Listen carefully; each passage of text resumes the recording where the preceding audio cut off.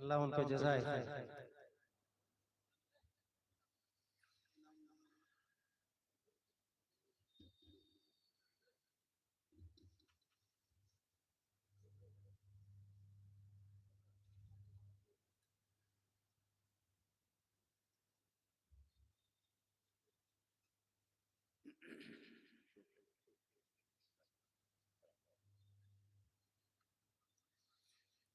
السلام علیکم ورحمۃ اللہ وبرکاتہ۔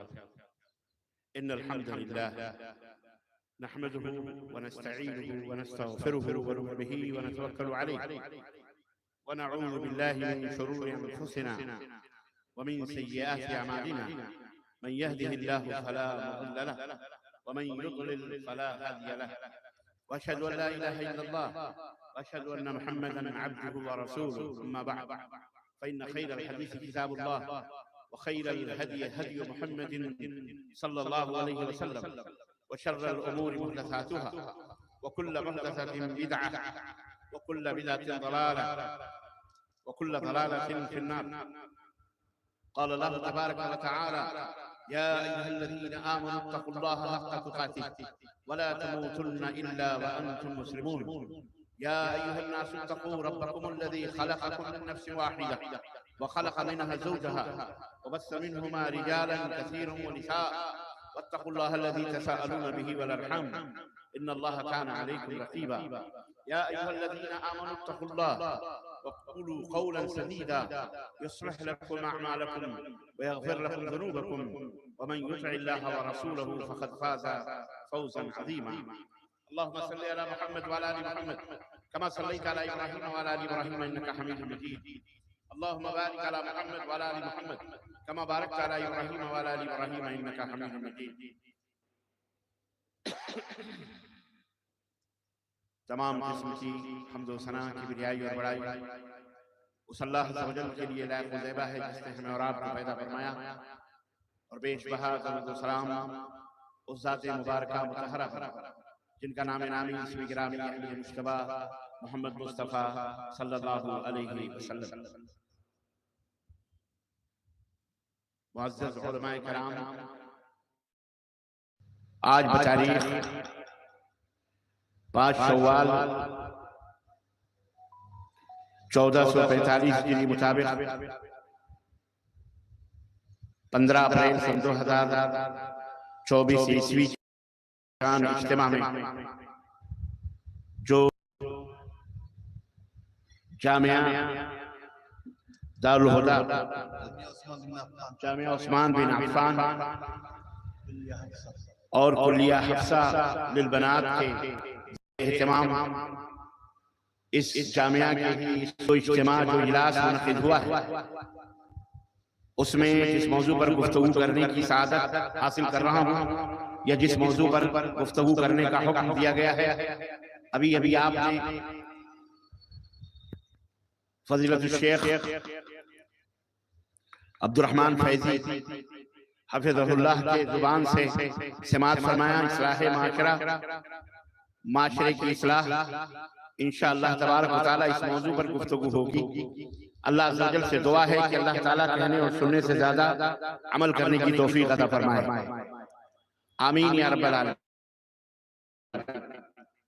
کہ میں اپنے موضوع کی وضاحت کروں. ابھی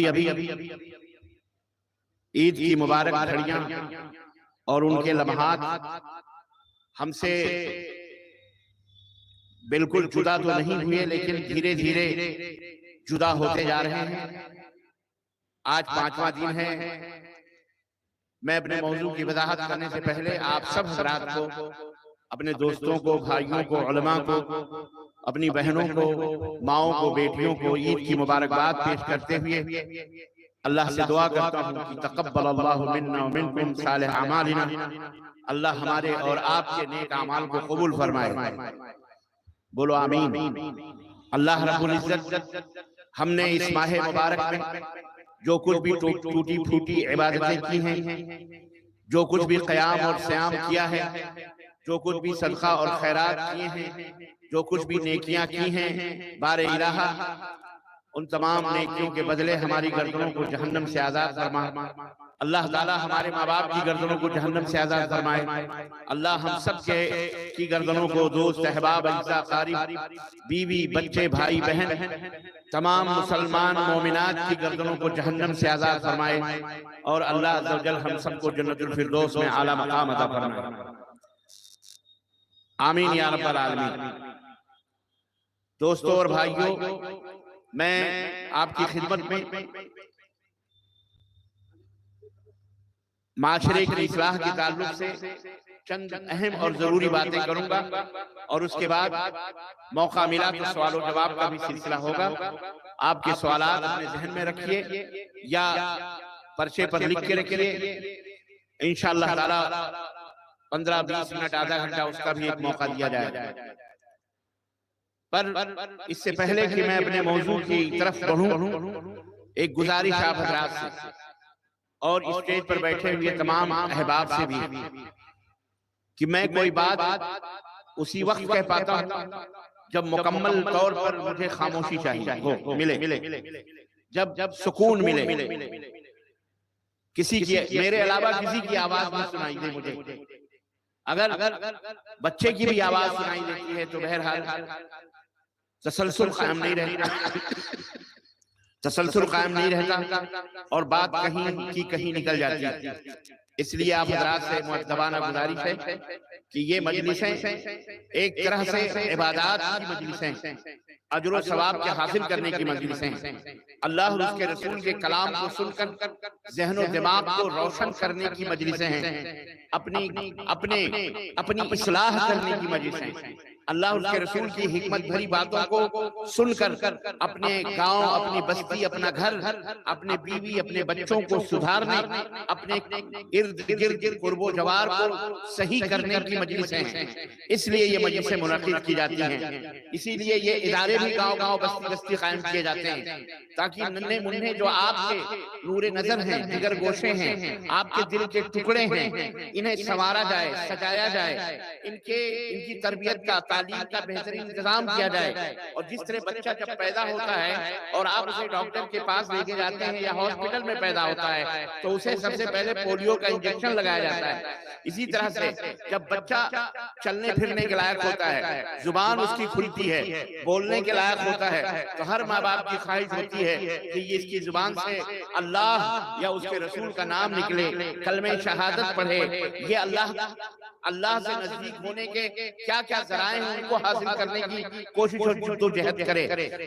اور ہر مسلم معاشرے کا یہ فرض بنتا ہے، ہر مسلم سماج کی یہ ذمہ داری بنتی ہے کہ اپنے ان نونہالوں کو، ان مستقبل کے چاند اور ستاروں کو، ان مستقبل کی بیٹیوں کو، امت کی بنانے والی نسلوں کو ہم زیور علم سے، تعلم سے آراستہ اور پیراستہ کریں، ان کی بہترین سے بہترین تربیت کریں، انہیں بہترین سے بہترین زبان سکھائیں، انہیں بہترین سے بہترین علم سکھائیں، ان کو گن بتائیں، اپنے جو دین کے فروغ میں، جو دین کے بڑھانے میں کم از کم اس کے اندر وہ یوگدان ان کا ہو، اسی طرح اپنے وطن کو سجانے اور سنوارنے میں ان کی ذمہ داری ہو۔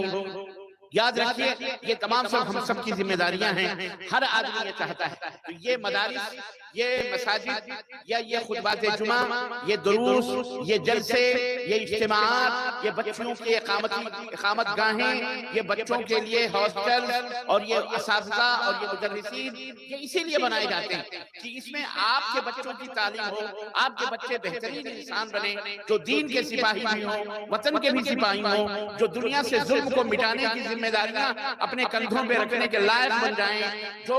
ان کی سوچ، ان کی فکر اتنی خوبصورت اور اتنی اعلیٰ ہو کہ پوری دنیا کے اندر وہ اللہ اور اس کے رسول کا پیغام، امن و سلامتی کا پیغام، قرآن و سنت کا پیغام، اخلاق کا پیغام، ترقی کا پیغام، اسی طرح سے ہر معاملے میں عدل اور انصاف کا پیغام دنیا تک وہ پہنچا سکیں۔ یہ مدارس کی ذمہ داریاں ہوتی ہیں، یہ اساتذہ جو ہوتے ہیں یہ ماں باپ سے کہیں زیادہ اعلیٰ اور افضل بھی ہوتے ہیں، بعض وجوہات کی بنا پر، جیسا کہ علامہ ابن قیم الجوزی ابن تیمیہ کے شاگرد رشید نے بتایا کہ ایک حیثیت سے استاذ کا مقام، استاذ کا جو رتبہ ہے وہ ماں باپ سے بلند ہوتا ہے، وہیں طور کہ ماں اور باپ اپنی اولاد کو دنیا کی آگ سے بچانے کی کوشش کرتے ہیں، لیکن استاذ وہ ہوتا ہے جو دنیا کی بھی آگ سے اور آخرت کے بھی آگ سے بچانے کی، آپ کی اپنی اولاد اور قوم کی اولاد کو بچانے کی جد و جہد اور کوشش کرتا ہے۔ اس لیے گرو کا، اسی لیے استاذ کا جو رتبہ اور مقام ہوتا ہے وہ کہیں نہ کہیں باپ سے، کہیں ماں باپ سے کہیں زیادہ ہوتا ہے اس ناحیے سے۔ تو یہ ادارے جس میں آپ اپنی گاڑی کمائیاں خرچ کر رہے ہیں، اور اگر نہیں کر رہے ہیں تو بہت بڑی بد نصیبی ہے، بہت بڑی بد نصیبی ہے۔ کیوں؟ اس لیے کہ اس کے در و دیوار میں جو خون پسینے آپ لگا کر کے تعمیر کرتے ہیں، یہ در و دیوار اٹھ کر کے بڑکلہ سے گمانی نہیں چلے جائیں گے، یا گمانی میں جو خرچ ہوتے ہیں اٹھ کر کے بڑکلہ یا برہٹ نہیں چلے جائیں گے، یا برہٹ سے لے کر کے وہاں نہیں چلے جائیں گے، بلکہ یہ در و دیوار آپ کی زمین پر، آپ کی بستی کی زمین پر، آپ کے علاقے کی زمین پر، یہیں پر یہ در و دیوار رہیں گے، اور یہیں آپ کے بچے پیدا ہو رہے ہیں، یہیں وہ تعلیم حاصل کریں گے، یہیں وہ جھولوں سے ستارے بنیں گے، یہیں چاند بنیں گے، یہیں سورج بنیں گے، اور یہیں کے خاک سے اٹھ کر کے پوری دنیا کو انشاءاللہ تبارک تعالیٰ روشنی بھی بخشیں گے انشاءاللہ تبارک تعالیٰ۔ تو اس میں ہرگز بخیلی نہ کریں۔ جس طرح آپ اپنے بچے کے لیے بہترین کپڑے سلواتے ہیں، موسم عید اور بقرعید کے اندر اس کے لیے بہترین جوتے لاتے ہیں، بنیانیں لاتے ہیں، سوٹ لاتے ہیں، اپنے بچوں کے لیے سوٹ لاتے ہیں، شادی بیاہ میں اپنی آل اولاد پر خرچ کرتے ہیں، اسی طرح یہ جو روحانی غذا ہے، یہ روح جس کی پیاسی ہے، روح کو جس غذا کی ضرورت ہے، یہ ادارے انہی غذاؤں کو مہیا کرتے ہیں۔ تو ان کا بھی انتظام کرنا صرف چند اساتذہ کی ذمہ داری نہیں ہے، ان کا بھی انتظام کرنا قریہ بستی والوں کی ذمہ داری ہے، بستی کے لوگوں کی ذمہ داری ہے کہ اگر وہ اپنے غلوں میں 3 حصہ، اگر وہ اپنی کمائیاں کماتے ہیں، کھیت سے حاصل کرتے ہیں یا کسی بھی چیز سے روزیاں پاتے ہیں، اگر وہ 3 حصہ کریں، ایک حصہ اپنے گھر کے لیے، دوسرا حصہ بھی گھر کے لیے، مستقبل کے لیے، اور ایک تیسرا حصہ اپنے آل اولاد کے لیے، ان مدرسوں پر، ان اسکولوں پر خرچ کریں، ان کی تعلیم و تربیت پر، تو پھر دیکھیں کہ کس طرح سے معاشرے اور سماج کے اندر 4 چاند رکھ سکتے ہیں۔ ہماری بیٹیاں، کہا جاتا ہے نا، یہ ام کے معنی ہوتے ہیں ماں، جو ہے الام تبنی الامہ، عربوں کا ایک مقولہ ہے، کہاوت ہے کہ مائیں جو ہیں امت بناتی ہیں، بیٹیاں امت بناتی ہیں۔ اللہ اکبر، یہ بہت بڑی بات ہے۔ یہ امت بنانا یعنی ایک قوم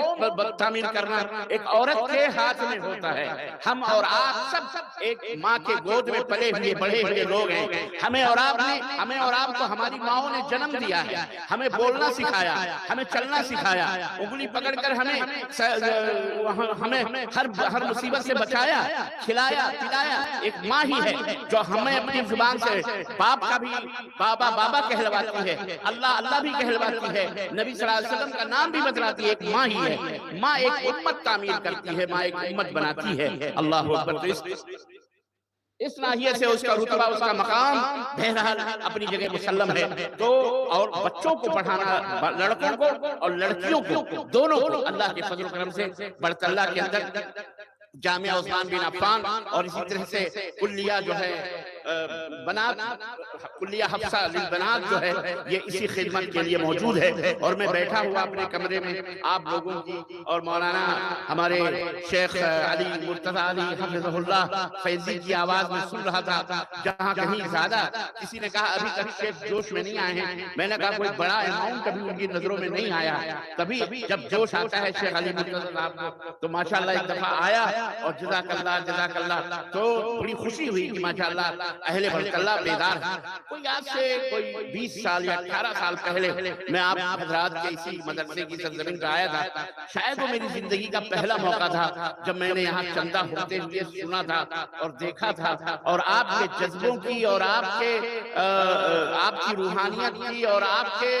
سخاوتوں کا جو میں نے منظر دیکھا، اللہ کی قسم بتلا رہا ہوں، آج تک میرے دماغ میں موجود ہے۔ اور ہندوستان ہی نہیں بلکہ سعودی عرب عرب یا دنیا میں جہاں کہیں بھی گیا، اکثر جب ان تمام سب چیزوں کا تذکرہ آیا تو میں نے اپنے اسی پہلے سفر برکت اللہ کا تذکرہ کیا کہ میں ایک دفعہ ایک جلسے میں برکت اللہ میں ایک جگہ ہے حاضر ہوا تھا، اور وہاں چندہ کرتے ہوئے میں نے دیکھا علماء کو، اور چندہ دیتے ہوئے میں نے عوام کو دیکھا۔ لوگوں نے اپنے اپنے کھیتوں تک کو چندے میں پیش کیا ہے، لوگوں نے اپنے بیلوں کی جوڑیاں پیش کی ہیں، لوگوں نے ماؤں بہنوں نے چاندی اور سونے پیش کیے ہیں، روپے پیش کیے۔ ماشاءاللہ ایک مسابقہ، ایک دوسرے سے سبقت لے جانے کا جو جذبہ اہل برکت اللہ کے اندر دیکھا۔ اور پھر اس کے بعد بہت سارے موقع ملے سیمانچل کے مختلف گوشوں میں، تقریباً پچھلے مہینوں میں تقریباً کئی جگہوں پہ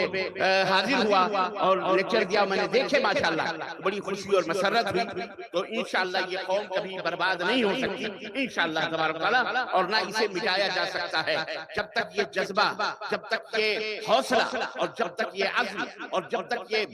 بلندی آپ کے فکر میں، آپ کی سوچ میں، اور ہماری ماں بہنوں بیٹیوں کی سوچ میں موجود ہے کہ ہم اپنے مال کو، اپنی دولت کو، اپنے پیسے کو ہم اپنے بچوں کی تعلیم اور تربیت کے اندر صرف کریں گے، اور صرف کرنے کے بعد یہ قیامت ہم مر جائیں گے لیکن یہ در و دیوار انشاءاللہ تبارک تعالیٰ برس قائم رہیں گے، اور اس سے جو بچے سیکھیں گے، علم سیکھیں گے۔ اللہ کی قسم آپ کو پتہ نہیں، لیکن جب وہ الف لام میم پڑھے گا، یقین مانیے الف کا ثواب اگر 30 نے کیا اللہ اس پڑھنے والے طالب علم کو یا اس بچے یا اس بچی کو دے گا، تو آپ نے جو 1 روپیہ خرچ کیا ہے اور اس در و دیوار میں خرچ ہوئے، اللہ کی قسم بتلا رہا ہوں انشاءاللہ تبارک تعالیٰ، میرا یقین کہتا ہے، میرا ایمان کہتا ہے کہ اللہ رب العزت جو سب سے زیادہ رزاق ذو القوت المتین ہے، وہ آپ کو ضرور اس کا اجر پہنچائے گا، اس کا ثواب کا ضرور اللہ تعالیٰ آپ کو عطا فرمائے گا۔ تو اس وقت وہ فائدہ آپ کو نظر آئے گا قبر کے اندر، قبر کی گہرائیوں تاریکیوں میں جب روشنی پھوٹے گی تب آپ کو پتہ چلے گا کہ واقعی اس کا کتنا بڑا اجر ہوگا۔ میں نے دیکھا کہ بہت بڑے سخیہ کو اللہ اکبر ایک موقع پر بات آئی، ایسی گفتگو ہو رہی تھی، تو ناجائز طور پر کسی نے ان کے اوپر ڈیمانڈ کیا کہ اس اسکول کا 20 لاکھ روپیہ ہمیں آپ کو ادا کرنا ہے۔ تو اس میں بات آئی کہ دینا ہے کہ نہیں دینا ہے۔ تو اس خاتون نے، جس کو اللہ کی قسم میں نے بڑے دیکھا اور بڑے قریب سے میں نے اس کی آواز سنی، کسی کہنے والے نے کہا کہ کیا ضرورت ہے آپ کو 20 لاکھ دینے کے لیے، وہ جھوٹ بھی بول سکتی ہے، لیکن اس خاتون نے کہا کہ اللہ کی قسم اگر اس نے بچوں کو الف لام میم سکھلا دیا ہے، صرف الف لام میم سکھلایا ہے، تو یہ 20 لاکھ کیا ہے، اس کے کئی گنے بھی اگر مجھے دینے پڑے تو میں دینے کے لیے تیار ہوں، مجھے کوئی تکلیف نہیں، مجھے کوئی تکلیف نہیں۔ اور واقعی دولت تھی ان کے پاس، دولت ہے تو انہوں نے یہ بات کہی۔ تو اللہ کے لیے آپ حضرات اپنے علاقے، اپنی بستی کے ان اداروں کی حفاظت کیجئے۔ گورنمنٹ آپ کو حفاظت کرنے کے لیے نہیں آئے گی، بلکہ بہت سارے صوبوں کی گورنمنٹیں جو اتنی کمزور اور اتنی تنگ نظر ہو چکی ہیں، اور اس سے ان کی آنکھیں اتنی تنگ ہو گئی ہیں، اور ظاہر ہے انہوں نے اپنے مذہب کا چشمہ لگایا ہوا ہے، اپنے بناوٹی گھروندوں کا چشمہ لگایا ہوا ہے۔ مسلمان ان کو آنکھوں میں تنکوں کی طرح نہیں، شہتیر کی طرح کھٹکتا ہے، مسلمانوں کے وجود کو وہ بیچارہ ختم کرنے میں لگا ہوا ہے، لیکن اسے یہ نہیں معلوم کہ اسلام کی فطرت میں قدرت نے لچک دی ہے، اتنا ہی یہ ابھرے گا جتنا کہ دباؤ گے۔ مسلمان کو جتنا دبایا جاتا ہے، مسلمان کو جتنا ستایا جاتا ہے، مسلمان کو جتنا کچلا جاتا ہے، مسلمان کو جتنا مسلا جاتا ہے، مسلمان کو جتنا آزمائشوں کی بھٹیوں میں ڈالا جاتا ہے، اتنا ہی یہ مومن کندن بن کر کے نکلتا ہے، اتنا ہی یہ اچھلتا ہے، اتنا ہی یہ بلند ہوتا ہے، اور اسلام کی آواز اتنی ہی دنیا کے اندر الحمدللہ باغ درا بن کر کے پھیلتی جاتی ہے۔ الحمدللہ یہ اللہ تبارک و تعالیٰ کا فضل اور اس کا احسان ہے۔ اس جاہل کو، اس نادان کو پتہ نہیں ہے کہ اسلام کیا دین ہے، اسلام کون سا پاور ہے، اسلام کون سی طاقت ہے، اس جاہل کو پتہ نہیں ہے۔ کیوں؟ یہ اگر یہ عقل والا ہوتا، یہ خرد والا ہوتا تو اپنے ہاتھوں کی بنائی ہوئی مٹیوں کو ہی خود ہی اس کا خدا نہ سمجھتا۔ اتنا جاہل اور غبی آدمی کہ اپنے ہاتھوں سے اپنی مٹیوں کی اپنے دماغ کے شکل و صورتوں کو بناتا ہے اور اسی سے پھر پرارتھنا کرتا ہے، اسی سے بھیک مانگتا ہے، اسی کے سجدے کرتا ہے، اسی کو پررخم کرتا ہے، اسی کے سامنے جھولیاں پھیلا کر بھیک مانگتا ہے۔ اتنا بیوقوف آدمی اللہ رب العزت فرمایا اولئک اولئک کالانعام بل هم اضل، یہ جو مشرک ہوتے ہیں یہ جانور ہوتے ہیں بلکہ جانوروں سے بھی بدتر ہوتے ہیں۔ ارے جانور تو اپنے مالک کا بھی سجدہ نہیں کرتا، جانور تو کھانا جو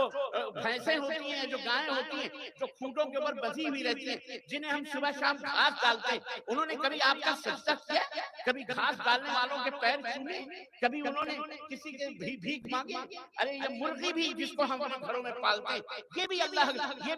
بھی پالنے والوں کا کبھی کچھ نہیں کرتی، بلکہ اگر ایک چونچ پانی پیتی ہے تو منڈی اوپر اٹھا کے اللہ کا شکر ادا کرتی ہے، وہ اللہ کا شکر ادا کرتی ہے۔ اور یہ بیوقوف انسان، دو ٹانگوں کا جانور، اس کو اتنی بھی عقل نہیں ہے۔ تو یہ اصل میں یہ شرک کا طریقہ ہے، یہ شرک کی وجہ سے یہ ہوتا ہے، کیونکہ آدمی جب مشرک ہوتا ہے تو وہ پاگل ہو جاتا ہے، مشرک ہوتا ہے تو حیوان سے بھی بدتر ہو جاتا ہے، کیونکہ جس رب نے اس دنیا کو بنایا ہے، جس اللہ نے یہ دنیا تخلیق کی ہے، وہ اللہ خود کہتا ہے کہ مشرک جو ہے جانور سے بھی بدتر ہے، مشرک جانور سے بھی بدتر ہوتا ہے۔ یہ مسلمانوں میں بھی دیکھ لو، انسانوں میں بھی دیکھ لو، وہ تو خیر بے کلمہ لوگ ہیں جو اپنے ہاتھوں سے بنائے ہوئے شکل و صورتوں کو پوجتے اور انہی کو اپنا سب کچھ سمجھتے اور انہی سے مانگتے ہیں۔ ارے یہ کلمہ پڑھنے والے بھی چند ایسے احمق لوگ بھی ہیں ہمارے مسلمانوں کے اندر بھی کہ زندہ تو زندہ جناب علی، مرے ہوئے لوگوں کی قبریں پر مٹیاں چاٹتا ہے، مرے ہوئے لوگوں کی پوجا کرتا ہے۔ آپ کو حیرت ہوگی، شیخ عبد الرحمن فیضی حفظہ اللہ کہہ رہے تھے ہمارے علاقے میں شرک تو ویسا نہیں ہے جیسا دوسرے علاقوں میں، لیکن بدعات بھی کہیں کہیں، لیکن میرے عزیزوں بات ان کی بالکل اپنی جگہ پر درست ہے، اور جو انہوں نے کہی اپنے یقین پہ کہی، لیکن تاریخ نے بھی ہمیں، تاریخ کبھی جھوٹ نہیں بولتی ہے، تاریخ کے اندر ہر چیز درج ہوتی ہے۔ شرک اس دنیا کی حقیقت نہیں ہے، شرک کوئی سچائی اور صداقت نہیں ہے، بلکہ دنیا کا سب سے بڑا جھوٹ اگر اس کائنات میں ہے تو وہ شرک باللہ ہے۔ اس سے بڑا جھوٹ دنیا میں کچھ بھی نہیں ہے، شرک سب سے بڑا جھوٹ ہے، اسی لیے یہ سب سے بڑا گناہ بھی ہے۔ چوری کرنا اتنا گناہ بڑا نہیں ہے، اور قتل کرنا اتنا بڑا گناہ نہیں ہے، زنا کرنا اتنا بڑا گناہ نہیں ہے، بڑے بڑے گناہ کر دینا اتنا بڑا گناہ نہیں جتنا بڑا گناہ شرک باللہ ہے، کیونکہ یہ دنیا کا سب سے بڑا جھوٹ ہے، اور دنیا کی سب سے بڑی صداقت اور دنیا کی سب سے بڑی سچائی توحید باللہ ہے۔ ایک اللہ جس نے اس سنسار کو بنایا، جس نے آسمان و زمین کو پیدا کیا، جس نے هو الذی خلق لکم ما فی الارض جميعا ثم استوى الى السماء فسواهن سبع سماوات وهو بكل شيء عليم۔ اس كيف تكفرون بالله وكنتم امواتا فاحياكم ثم يميتكم ثم يحييكم ثم اليه ترجعون۔ ارے نادانو، تم بھلا اپنے اس معبود کو، اس رب کو کیسے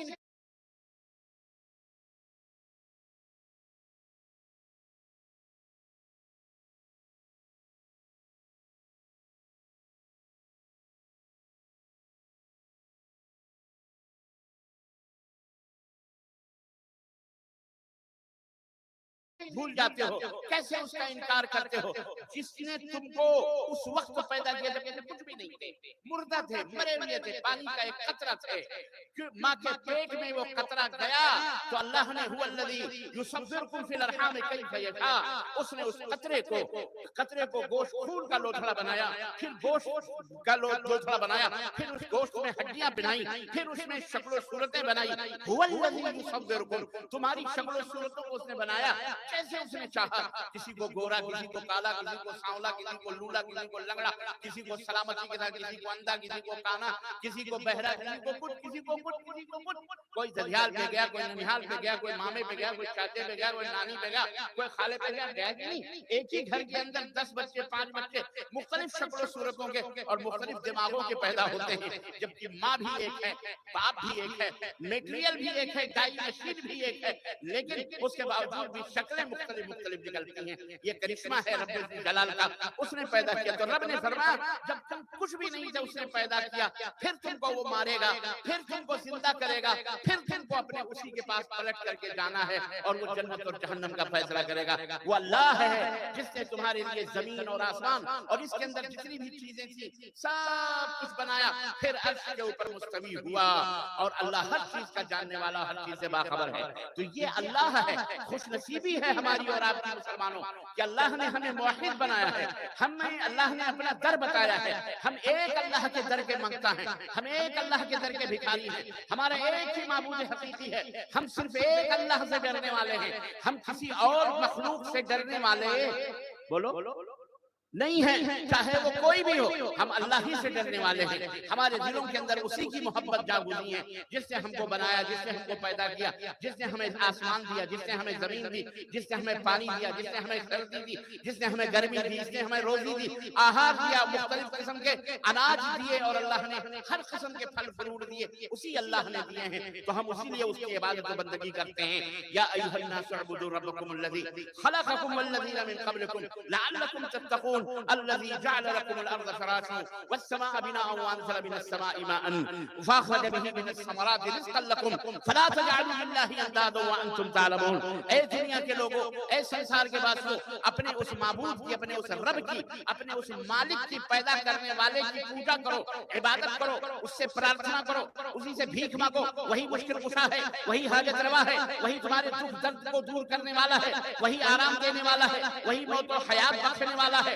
وہی جنت دینے والا، وہی سرگ دینے والا، وہی نرک دینے والا، وہی دوزخ دینے والا، وہی تمہاری ہر چیز کا خالق و مالک ہے، جس نے تمہارے پروجوں کو بھی پیدا کیا، تمہارے دادا پردادا لگڑ دادا دادی نانی دادی سب کو اسی نے بنایا ہے، تم کو بھی اسی نے بنایا ہے، اس لیے تم اسی کی پوجا کرو، اسی کی عبادت کرو، لعلکم تتقون، تاکہ تم ایک سادھارن منش بن سکو، بہترین انسان بن سکو، کیونکہ جو پرہیزگار ہوتا ہے، جو متقی ہوتا ہے، وہ کائنات کا سب سے نمبر 1 مین ہوتا ہے، وہ سب سے بہترین منش ہوتا ہے، وہی پرشوتم منش ہوتا ہے، وہی سب سے عدل اور انصاف والا انسان ہوتا ہے۔ وہ اللہ کون ہے؟ جس نے تمہارے لیے زمین کا بچھونا بچھایا، آسمان کی چھت تمہیں دی، وَأَنزَلَ مِنَ السَّمَاءِ مَاءً، پھر اسی آسمان سے تمہارے لیے بارش برسائی، فَأَخْرَجَ بِهِ مِنَ الثَّمَرَاتِ رِزْقًا لَكُمْ، پھر مختلف قسم کے اناج اتپن کیے اسی زمین سے۔ اللہ اکبر، پانی ایک ہے، زمین ایک ہی ہے، بڑھ اللہ والو غور سے سنو، قرب و جوار کے لوگوں اور میری ماں اور بہنوں، اللہ کی قسم یہ ہماری بہت بڑی خوش نصیبی ہے، یہ ہماری بہت بڑی خوش نصیبی ہے، جس رب نے ہمیں اپنا در بتایا ہے، اپنی معرفت دی ہے، اپنی پہچان دی ہے، اپنی شناخت بتائی ہے کہ مجھے پہچانو اللہ کو۔ جو مالک کو نہ پہچانے، جو غلام اپنے مالک کو نہ پہچانے، جو نوکر اپنے آقا کو نہ پہچانے، وہ سب سے بڑا آتنکوادی ہوتا ہے، وہ سب سے بڑا دہشت گرد ہوتا ہے، وہ سب سے بڑا غنڈہ ہوتا ہے، وہ سب سے بڑا لچا ہوتا ہے، وہ سب سے بڑا غدار ہوتا ہے، وہ سب سے بڑا لفنگا ہوتا ہے، وہ سب سے بڑا ذلیل اور کمینہ ہوتا ہے، جو اپنے مالک کا کھائے، اپنے مالک کا پیے، اپنے مالک کے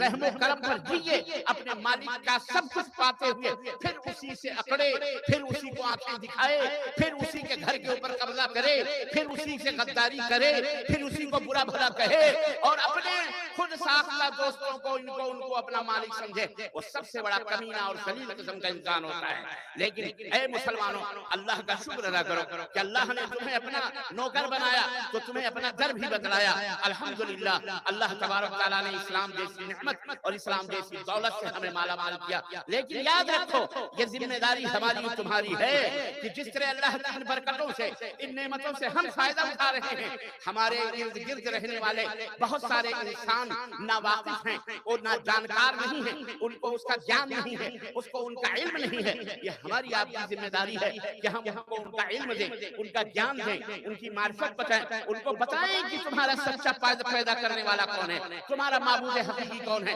اور یہ مدرسے، ان مدرسوں کے در و دیوار سے قرآن و حدیث کے ساتھ ساتھ توحید کی صدا یوں بلند ہونی چاہیے کہ قرآن کی آیتوں کو بچوں کو سکھائے جائیں، تاکہ لوگوں کے اندر وہ دعوت کا پیغام دیں، بچیوں کو عالمہ بنے، فاضلہ بنے۔ کس چیز کی عالمہ فاضلہ؟ وضو بنانے کے لیے، نواقض وضو کے لیے، نماز کے لیے عالمہ فاضلہ۔ یہ بہت اچھی بات ہے کہ انسان کو اپنی تربیت پہلے کرے، پھر اپنے سامنے والے۔ لیکن ہمارا ایک پہلو اداروں کے ساتھ بہت عجیب و غریب ہے کہ ہم اپنے بچوں کو اپنے تربیت کا تو انتظام کرتے ہیں، لیکن اپنے قرب و جوار جس دیش میں رہتے ہیں، جس ملک میں رہتے ہیں، اس ملک کے لوگوں کو، بیچاروں کو ہم اس نعمت سے محروم کیے ہوئے بیٹھے ہیں۔ ہم نعمتوں کو نہیں جانتے۔ اے مدارس کے ذمہ داروں، اے متولیوں مسجدوں کے، اے ناظموں،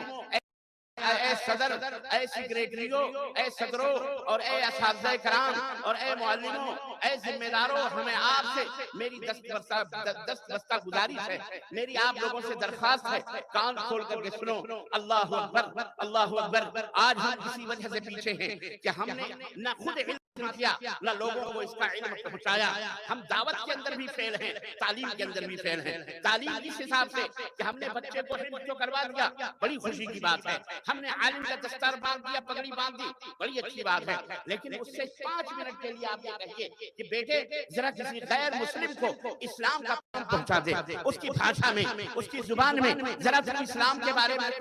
علم دے دے، گیان دے دے، اللہ کے بارے میں دے دے، رسول کے بارے میں دے دے، قرآن کے بارے میں دے دے، آخرت کے بارے میں دے دے، آخرت کے بارے میں دے دے۔ اے میری بہن، اے میری بیٹی، ذرا کچھ اپنی سہیلیوں کو یا اپنے قرب و جوار رہنے والے محلے میں غیر مسلم عورتوں کو ذرا